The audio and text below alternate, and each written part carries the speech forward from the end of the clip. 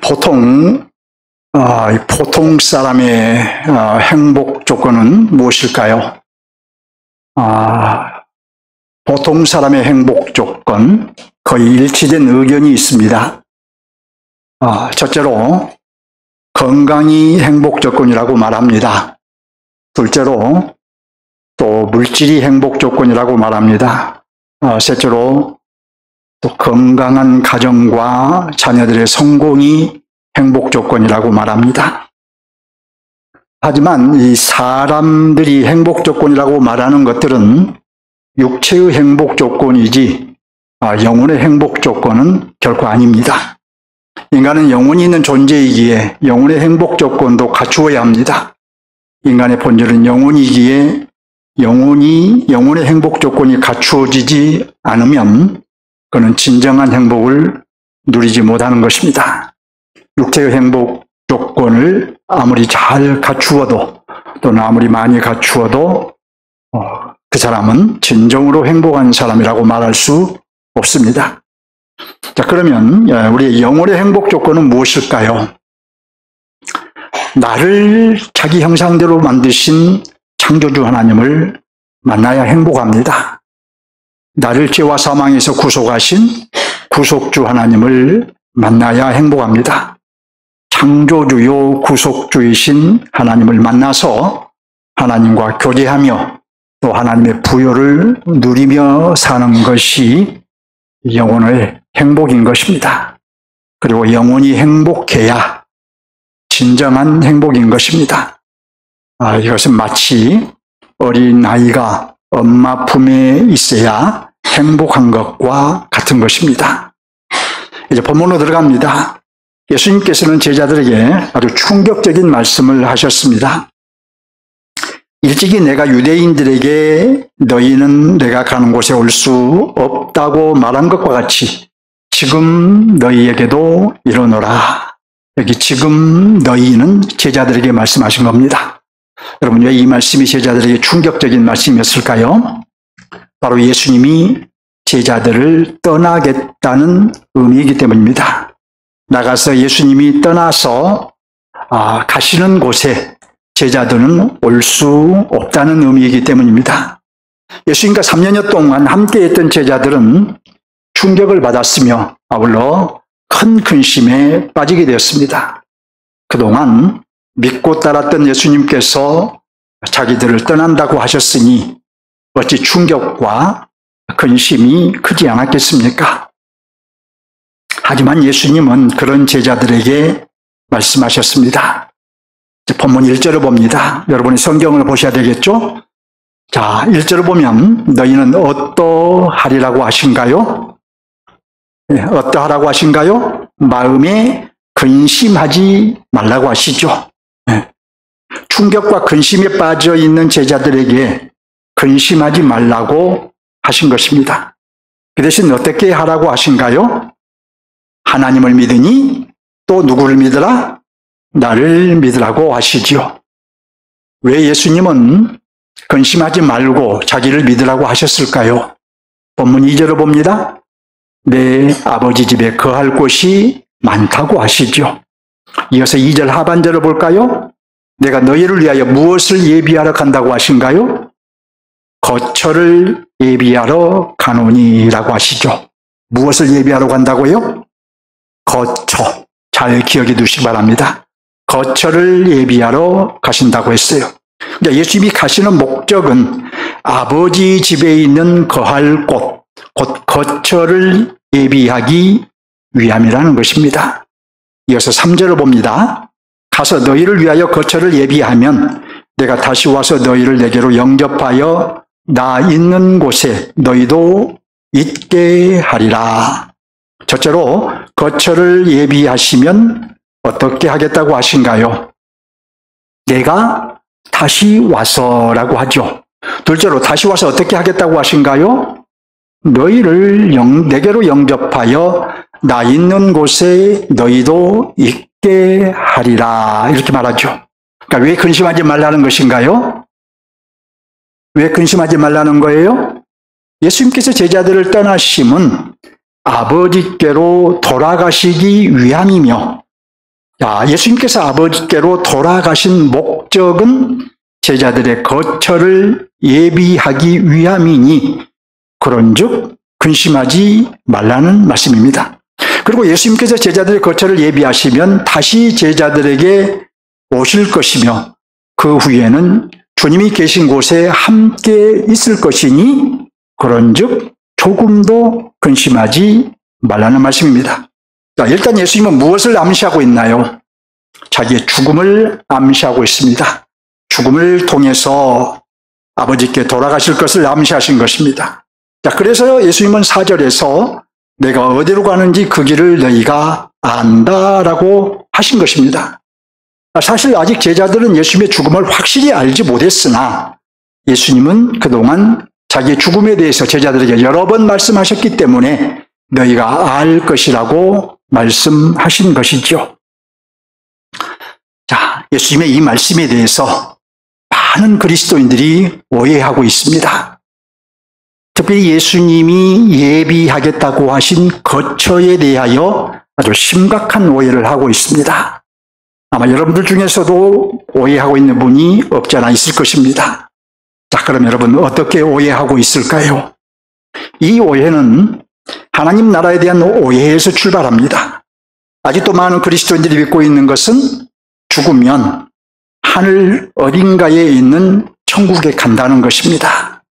천국이라고 하니까, 우리말로 번역된 천국이라고 하니까 하늘 어딘가에 존재하는 나라로 이해를 하고 죽으면 그곳에 간다고 생각한 것입니다. 그리고 죽어서 천국에 가면 자신들이 살 집이 있을 거라고 오해하고 있어요. 자신들이 살 거처, 그 집이 있을 거라고 오해하고 있는 것입니다. 자, 그래서 그렇게 믿는 성경적인 근거가 무엇이냐라고 물으면 예수님께서 거처를 예비해 주신다고 말했지 않느냐라고 대답합니다. 본문에서 예수님께서 말씀하신 거처를 죽으면 천국에 가서 살게 될 집으로 오해한 것입니다. 자, 우리가 들어갈 하나님의 나라는 부활하여 신령한 몸을 입어야 들어가는 나라이며 따라서 그 나라는 아파트나 고급 빌라가 필요하지 않는 나라인데 마치 지금 육을 입고 사는 현실의 세계처럼 생각한 데서 비롯된 오해입니다. 왜 이런 생각이 오해일까요? 첫째로 성경에는 그런 가르침이 없기 때문입니다. 전혀 없습니다. 자, 그럼에도 어떤 그리스도인들은 누가 보았네, 가봤네 하는 것을 신뢰하고 천국에 내가 살 집이 있다고 생각을 한 것입니다. 이것은 성경을 모르는 무지이고 천국에 내가 살 집이 있다라고 생각한 것은 바로 성경의 권위를 부정하는 죄악인 것입니다. 성경은 그렇게 말하고 있지 않는데 누군가의 간증을 듣고 누군가 가봤다는 얘기를 듣고 그렇게 믿는 것은 성경의 권위를 부정하는 것이죠.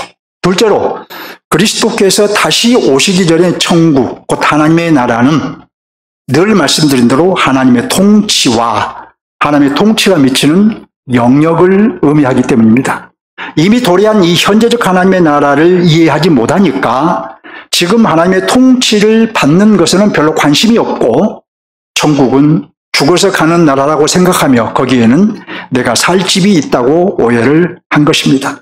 셋째로 그리스도를 통해 임한 현재적 하나님의 나라는 역사의 마지막 날 그리스도께서 재림하실 때에 현재의 땅이 새 땅으로 새롭게 재창조되어 비로소 모든 세계가 하나님의 나라가 되는 것입니다.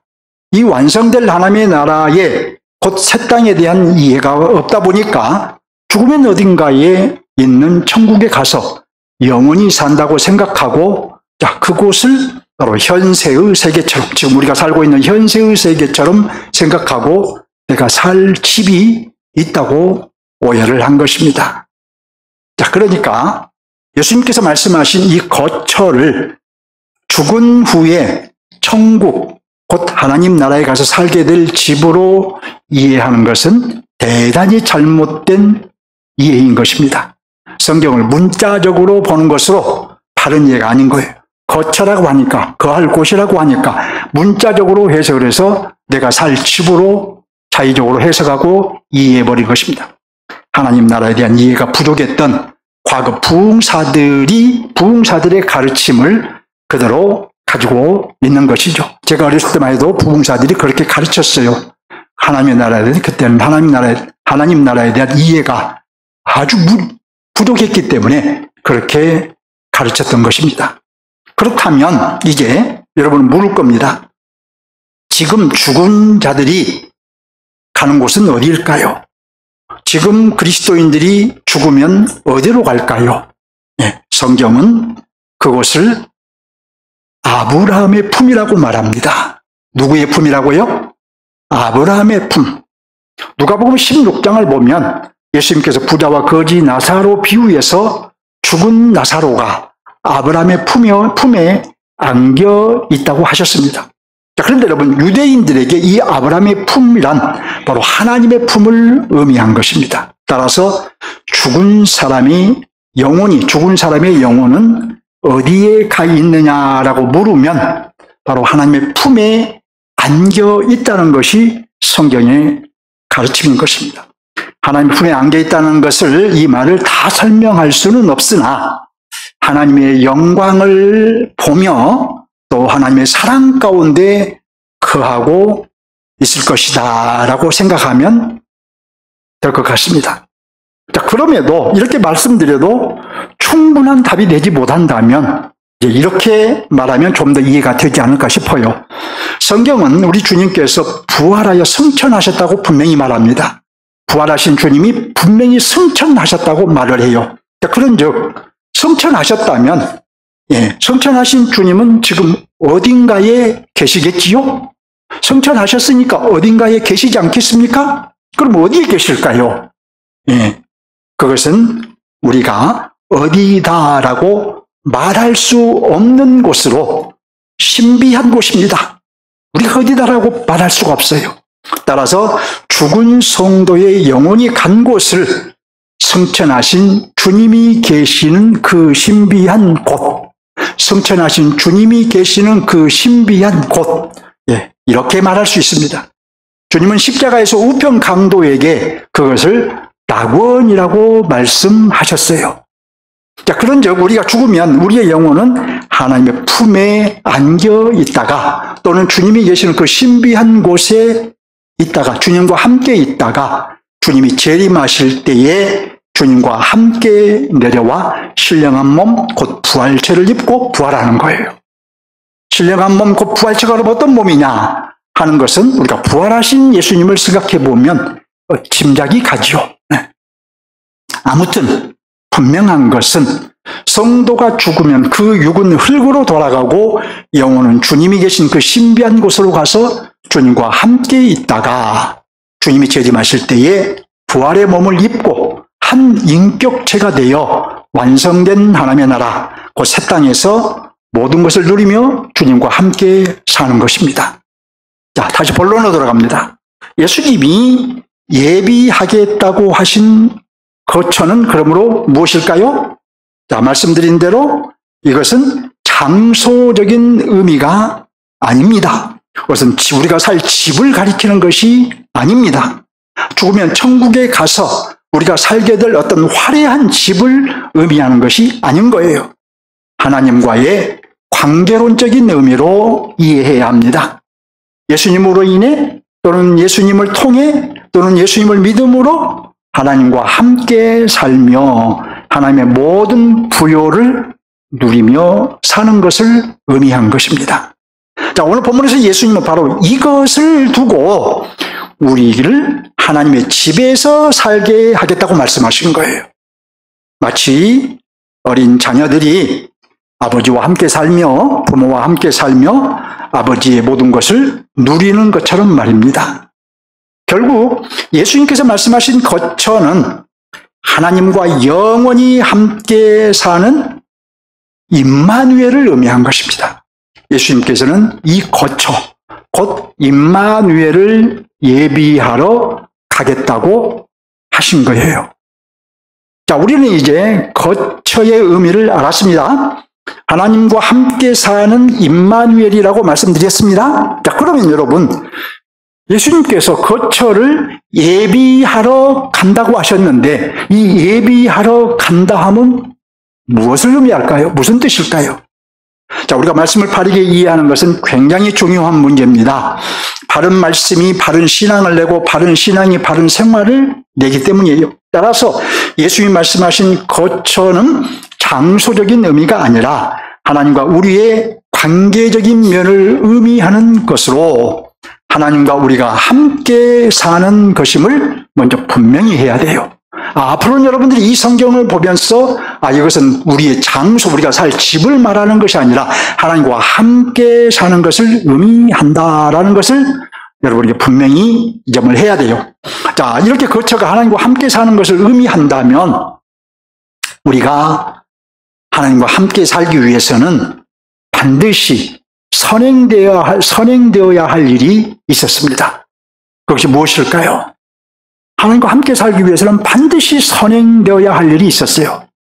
바로 하나님이 우리에게 강림하셔야 했습니다. 다시 말해 성령님이 강림하셔야 함께 살 수 있었습니다. 성령의 오심은 곧 성자 그리스도의 오심이고 또 성부 하나님의 오심인 거예요. 하나님은 삼위일체 하나님이시기 때문입니다. 자, 그런데 성령님은 그냥 오실 수가 없었습니다. 사람들의 죄가 깨끗이 씻어져야 오실 수 있었습니다. 예수님의 죽음으로 사람들의 죄가 깨끗이 씻겨지기 전에는 오실 수 없었습니다. 그러므로 예수님께서 거처를 예비하러 간다라고 말씀하시면 무슨 의미일까요? 무슨 의미일까요? 인류의 죄를 깨끗이 씻으러 간다는 의미입니다. 곧 십자가에 죽으러 간다는 의미인 거예요. 예수님께서 십자가에 죽으심은 인류의 죄를 깨끗이 해결하신 사건이기 때문입니다. 결국 예수님은 죽음으로 우리의 거처, 곧 임마누엘을 예비하신 것입니다. 자기의 죽음을 근거로 성령을 파송하심으로 우리의 거처, 곧 임마누엘을 마련하신 거예요. 십자가의 죽음으로 우리의 죄를 다 씻으시고 부활 승천하여 성령을 파송하셨으며 그래서 강림하신 성령이 믿는 자들 안에 내주하게 하신 것입니다. 이를 위해 거처를 예비하러 간다고 하신 거예요. 그리고 성령의 내주는 곧 하나님의 함께 하심, 곧 임마누엘인 것이죠. 성령은 하나님의 영이시기 때문입니다. 지금 우리가 하나님과 함께 살며 또 하나님의 구원을 누리고 또 소망을 가지고 사는 것은 예수님께서 죽음으로 우리의 거처, 곧 임마누엘을 마련하신 결과인 것입니다. 이처럼 예수님께서 죽음으로 우리의 거처를 마련하셨기에 이제 모든 그리스도인들은 성령의 내주로 하나님과 함께 하심, 곧 임마누엘의 복을 누리고 있는 것입니다. 여러분, 우리에게 이 복보다 크고 귀한 복은 없는 줄 아시기 바랍니다. 임마누엘의 복보다 더 크고 귀한 복은 없는 거예요. 임마누엘보다 더 큰 복이 있다고 생각하는 것은 잘못된 거예요. 아직 제가 이 말씀드린 이것에 동의가 잘 안 되시는 분이 있을 수 있는데 무슨 임마누엘이 그렇게 큰 복입니까? 라고 말할 수 있는데 그것은 성령의 내주와 성령이 내 안에 내주하시는데 이 성령의 내주와 내가 하나님과 함께 사는 문제가 일치되어 있지 않기 때문일 것입니다. 마치 부부가 한 집에 살아도 서로 얘기도 하지 않고 서로 교통도 하지 않고 서로 존중도 하지 않고 한 집에 그것은 한 집에 동거하는 것이지 실질적으로 함께 사는 것이 아닌 것과 같은 거예요. 성령이 우리 안에 내주하시지만 내가 하나님과 함께 사는 삶을 살지 못하면 동거하는 것이지 실질적으로 함께 사는 것이 아니다 보니까 이 임마누엘이 얼마나 큰 복인지를 알지 못한 것이죠. 한편 오늘 말씀은 사실 난해한 말씀입니다. 좀 어려운 말씀이에요. 왜냐하면 오늘 말씀에서 예수님이 다시 오신다는 말씀을 성령의 파송으로 보지 않고 예수님이 재림으로 보는 경우도 있기 때문이에요. 하지만 성령 파송을 의미하기에 예수님께서 마음에 근심하지 말라고 하신 거예요. 예수님이 곧 영으로 다시 오실 것이니 근심하지 말고 기다리라고 말씀하신 거예요. 또 성령 파송을 의미하기에 이제 16절에 가면 보혜사 얘기를 하는데, 보혜사 성령 얘기를 하는데, 바로 성령 파송을 의미하기 때문에 성령을 보내겠다고 하셨을 것입니다. 그럼 예수님의 재림은 언제 이루어집니까? 여러분이 아신 대로 역사의 마지막 날에 있게 될 것입니다.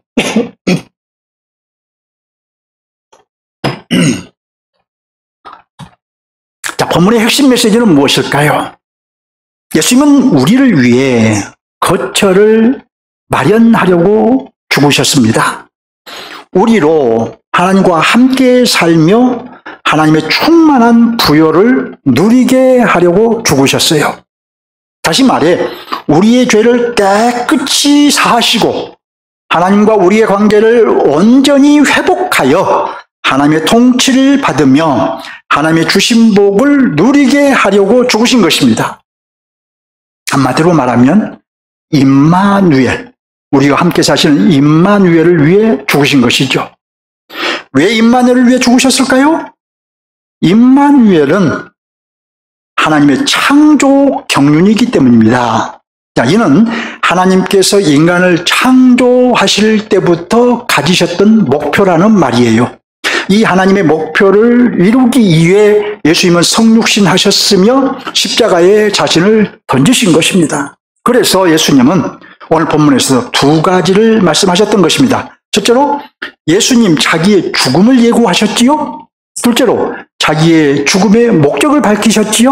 그러니까 자기의 죽음을 예고하시면서 제자들의 거처를 마련하기 위해 죽으신다고 하신 것입니다. 따라서 저자 요한은 이제 이 성경을 기록할 때에 저 60여 년 전의 사건을 돌아보면서 독자들에게 이렇게 말한 것이에요.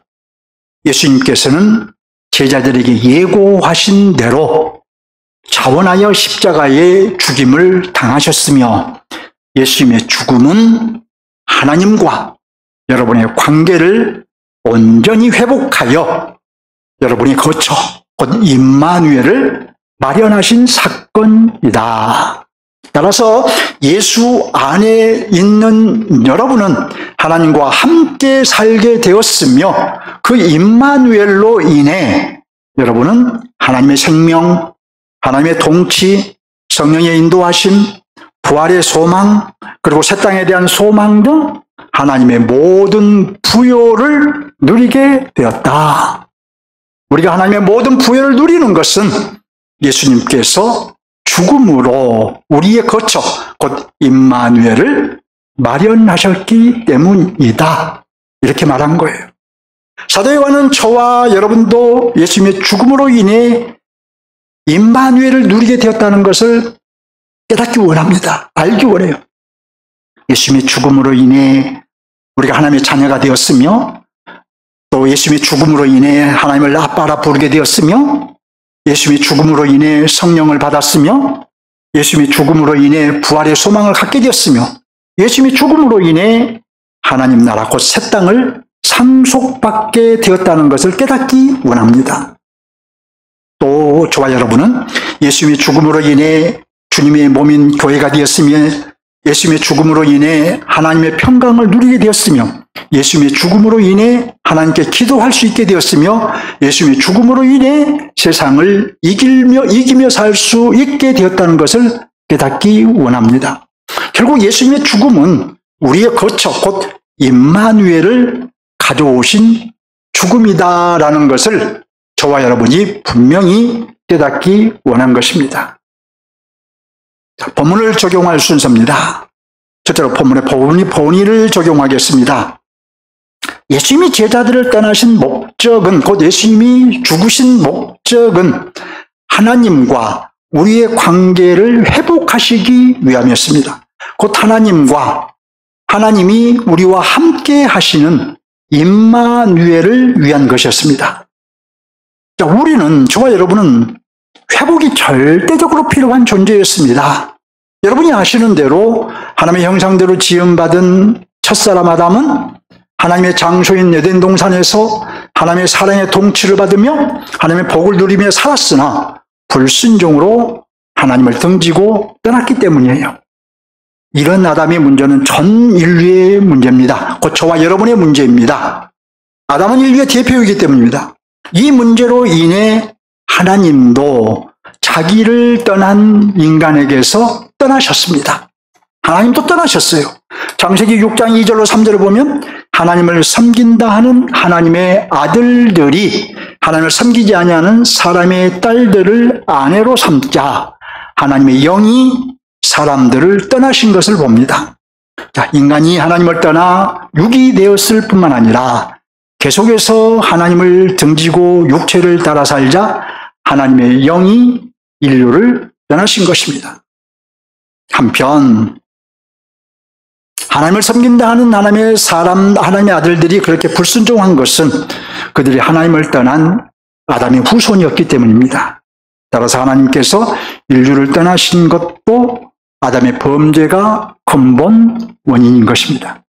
왜 아담이 범죄한 즉시 떠나지 않으시고 노아 시대에 떠나셨는지는 정확히 알 수 없으나 노아 시대에 하나님을 섬긴다는 자들의 이 계속되는 악행을 보고 인류를 떠나신 것은 사실입니다. 하지만 하나님은 인류를 버리지는 않으셨습니다. 타락한 아담에게 하셨던 구속주에 대한 약속을 구체적으로 실행하신 것입니다. 자, 아브라함을 불러 언약하시고 그의 후손을 애굽으로 보내어 이스라엘을 조성하시고 이스라엘을 출애굽시켜 가나안 땅으로 들여보내시고 결국 이스라엘을 통해서 인류의 구속자 그리스도를 보내셨습니다. 그리고 그리스도의 죽음으로 다시 사람들과 함께 사실 수 있는 길을 여신 것입니다. 자기 아들 예수님을 십자가에 내어주시고 성령을 파송하신 것입니다. 그럼에도 하나님은 이렇게 하셨음에도 우리에게는 과제가 하나 남아 있습니다. 예수 그리스도로 인해 하나님의 관계가 회복되었으니 하나님과의 관계가 회복된 삶을 이제 실질적으로 살아내는 것이 우리의 과제인 것입니다. 매일매일 하나님과 실질적으로 함께 살아야 하는 것입니다. 자, 날마다 하나님의 아들 예수 그리스도의 통치를 실질적으로 받고 예수 그리스도의 손을 잡고 실질적으로 예수님을 따라가고 예수 그리스도의 생명으로 실질적으로 나를 죽이고 하나님과 이웃 사랑을 실질적으로 실천하고 모든 일의 목적을 실질적으로 하나님의 영광에 두고 그래서 하나님과 바른 관계에 서 있어야 합니다. 실질적으로를 제가 계속 강조했죠. 자, 예수님께서 죽으신 목적이 이것이니 하나님과 관계가 회복된 삶을 살아내는 것은 저와 여러분의 사명인 것입니다. 이제 하나님과 바른 관계에 서 있으시기 바랍니다. 하나님과의 관계가 회복된 삶을 실질적으로 살아내시기 바랍니다. 그래서 예수님께서 죽음으로 마련하신 거처, 곧 임마누엘을 누리시기 바랍니다. 하나님의 모든 부요를 누리시기 바랍니다. 둘째로 이제 하나님 나라 관점에서 적용하겠습니다. 본문은 하나님 나라의 어느 면을 보여주고 있을까요?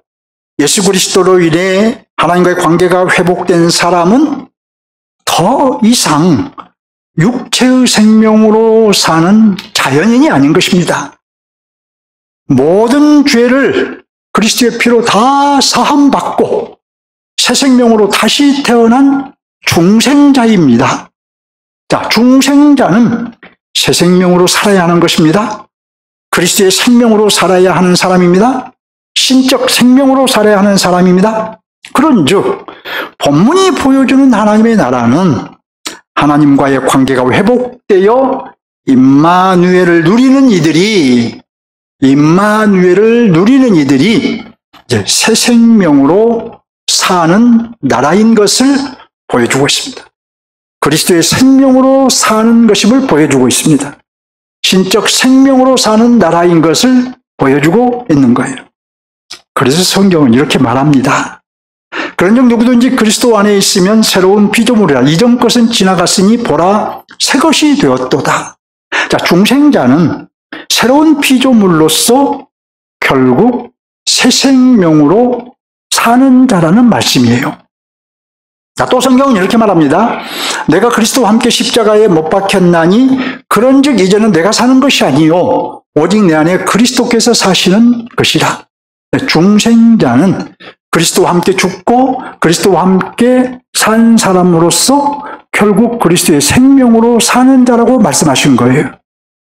여러분, 무엇을 의미한 것일까요? 자, 본문이 보여준 하나님의 나라는 그리스도의 생명으로 살아야 하는 나라이고, 따라서 하나님의 백성인 저와 여러분은 그리스도의 생명, 그 새 생명을 발휘하며 살아야 한다는 것이에요. 이것이 바로 오늘 본문이 우리에게 말하고 있는 것입니다. 여러분, 이 새 생명은 이론이 아니에요. 신학이 아니에요. 실제인 것입니다. 자, 우리에게 육체의 생명이 실제로 있듯이, 그래서 우리가 호흡을 하고 경제활동을 하고 하는 것처럼 그리스도인들에게는 새 생명이 실제로 있는 거예요. 저와 여러분은 새 생명이 실제로 있는 거예요. 우리는 새 생명을 실제로 소유하고 있기 때문에, 즉 그리스도 안에서 새로운 피조물이 되었기 때문에, 즉 옛사람은 죽고 그리스도와 함께 새 사람이 되었기 때문에 이제 우리는 그리스도의 생명으로 살아야 하는 것입니다. 새 생명을 발휘하며 살아야 하는 것이에요. 우리 한번 예를 들어 볼까요? 누구에게나 가장 힘든 것 중 하나는 자기 주장을 버리는 것이고 자기를 부인하는 것일 것입니다. 이건 여러분에게도 힘들고 저에게도 힘든 일이에요. 하지만 우리는 이 어려운 일도 해내야 하는 것입니다. 네. 자기 주장을 버리는 것이 어려운 일이고 자기 부인을 하는 것이 참으로 어려운 일이어도 우리는 그것을 해내야 해요. 자, 그래야 예수 그리스도를 따르는 것이에요. 자, 하지만 우리의 강한 의지와 아주 단호한 결단으로 해낼 수 있는 것이 아닙니다. 하나님께서 우리를 이미 새 사람으로 만드셨기 때문에, 따라서 우리는 새 생명을 발휘할 수 있기 때문에, 그런즉 새 생명을 발휘하면 해낼 수 있는 것입니다. 저와 여러분은 그리스도 안에서 이미 옛자가 죽고 새 사람으로 태어났기 때문에, 따라서 새 생명을 소유한 사람이기 때문에, 그런즉 새 생명을 발휘하면 자기 주장을 버릴 수 있고 자기 부인을 할 수 있는 것입니다. 새 생명의 능력으로는 가능하다는 거예요. 우리의 의지와 결단으로는 불가능해도 새 생명으로는 가능하다는 것입니다. 따라서 우리가 자기 주장을 버리지 못하고 자기 부인을 하지 못하고 있다면, 우리가 여러분 못해서 못하는 것이 아니라 안에서 못하는 것이라고 말해야 정확합니다. 왜냐하면 이미 할 수 있는 존재로 만들어졌음에도, 이미 할 수 있는 생명으로 거듭났음에도 새 생명을 발휘하지 않아서 못하기 때문이에요. 여러분 자신을 과소평가하지 마시기 바랍니다. 그러니까 나는 순종할 수 없는 사람이야, 나는 본성이 못됐어, 이렇게 생각하지 말라는 거예요. 왜? 여러분은 새 생명을 가진 그리스도인이기 때문이에요. 예, 그렇습니다. 저와 여러분은 어쩌면 본성적으로는 매우 못된 사람일 수도 있어요. 하지만 우리는 그리스도 예수 안에서 이제 새 생명을 소유한 사람이에요. 그러므로 우리 자신을, 여러분 자신을 과소평가하지 말라는 겁니다. 그리스도의 생명, 그 신적 생명을 가진 자이기 때문이에요. 이 새 생명은 어려운 삶도 살아낼 수 있는 능력이 있는 생명인 것이에요. 자기 주장도 내려놓을 수 있어요, 새 생명으로는. 새 생명으로는 자기를 부인하며 살 수 있는 거예요. 문제는 새 생명을 발휘하느냐 못하느냐가 문제인 것입니다. 그러면 이제 우리의 과제가 뭡니까? 어떻게 새 생명을 발휘할 수 있느냐는 거겠죠? 도대체 어떻게 해야 내가 새 생명을 발휘하며 승리할 수 있을까? 자, 첫째는 성령의 도우심을 받아야 합니다. 자, 그러므로 늘 성령의 도우심을 구하시기 바랍니다. 동시에 말씀이 여러분 안에 충만하게 하시기 바랍니다. 말씀 충만이 곧 성령 충만인 거예요. 성령이 충만해야 가능한 것인데 말씀 충만이고 성령 충만인 거예요. 자, 둘째는 이제 반복해서 훈련하고 시도해야 합니다. 나의 영성이 자라고 습관을 갖기까지 생명을 발휘하는 훈련과 시도를 해야 합니다. 내가 생명을 발휘하는 것이 내 삶의 내 영적인 부분의 영적인 면에서 습관이 되게 해야 돼요. 자, 가령 여러분, 여기 5개의 사탕을 가진 꼬마 아이가 있다고 합시다. 엄마가 친구에게 하나 나누어 주자고 합니다. 하지만 이 아이는 선뜻 응하지를 않습니다. 속으로 줄까 말까 망설입니다. 비록 어린아이지만 소유욕이 작동한 것이죠. 어른들과는 비교할 수 없을 정도로 순수하지만 탐심이 망설이게 하는 것입니다. 자, 우리도 항상 옛사람의 도전을 받습니다. 자꾸 자기 주장을 하려고 해요. 나도 모르게 금방 돌아가서 자기 주장을 하려고 해요. 자기 부인을 하지 않으려고 합니다. 자기 부인 해야지 하는데 하지 못합니다. 망설이게 됩니다. 계산을 하게 됩니다. 자존심이 허락하지 않습니다. 자기 부인을 하려고 하니까, 자기 주장을 내려놓으려고 하니까 자존심이 상하는 거예요. 결국에 자기 부인을 할 수 있을까요? 할 수 없습니다. 우리는 본성으로는 이렇게 할 수 없는 거예요. 하지만 그리스도의 생명으로는 할 수 있는 것입니다. 새 생명을 발휘하면 할 수 있는 것이에요. 여러분, 망설이고 계산하는 것은 옛사람입니다. 자존심을 내세우는 것은 옛자입니다. 자, 이럴 때, 그러니까 옛사람이 발동되고 옛자가 강하게 일어날 때에 우리는 새 생명을 발휘해야 하는데, 자신이 하나님과 함께 사는 사람임을 자각해야 돼요. 먼저 내가 누구인가를 자각해야 된다는 것입니다. 내가 그리스도인이라는 것을 먼저 자각을 해야 돼요. 그리고 성령을 의지하여 새 생명을 발휘해야 합니다. 내가 누구인가? 내가 저 세상 사람들인가? 내가 중생을 입지 못한 저 자연인인가? 아니면 중생은 중생자인가? 자, 그리고 여러분 이렇게 나를 자각하고 성령을 의지하여 이제 새 생명을 발휘해야 되는데, 이것을 반복해서 훈련하고 시도해야 된다는 거예요. 새 생명을 발휘하는 것을 반복해서 시도하고 훈련을 해야 돼요. 한 번도 하지 않은 사람은 못해요. 지금까지 해보지 않는 사람들은 잘 못해요. 그러나 해왔던 사람들은 더 잘할 수 있습니다. 훈련이 되어 있어요. 그럼 어떻게 훈련하고 시도할까요? 어떻게?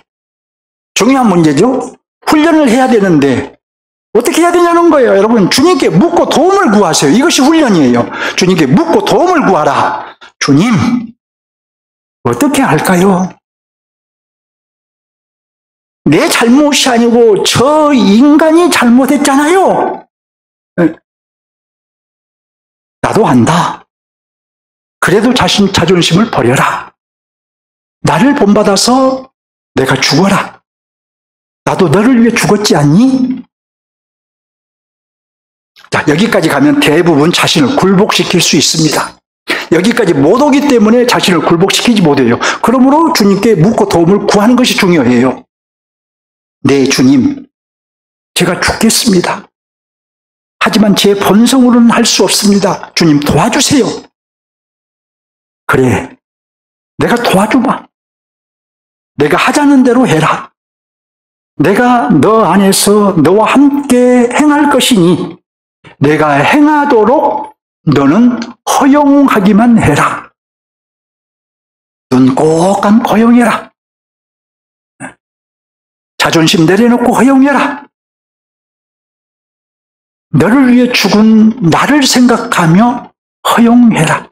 주님께서 내 안에서 행하시도록 허용하라는 거예요. 이렇게 주님께 묻고 구하고 허용하면 승리하게 됩니다. 우리는 이렇게 할 수 있는 거예요. 그리스도의 생명을 발휘하며 승리할 수 있는 거예요. 주님의 도우심으로 새 생명을 발휘할 수 있는 것입니다. 우리는 새로운 피조물로서 새 생명을 소유한 사람들이기 때문이에요. 우리 안에 그리스도께서 거하시기 때문이에요.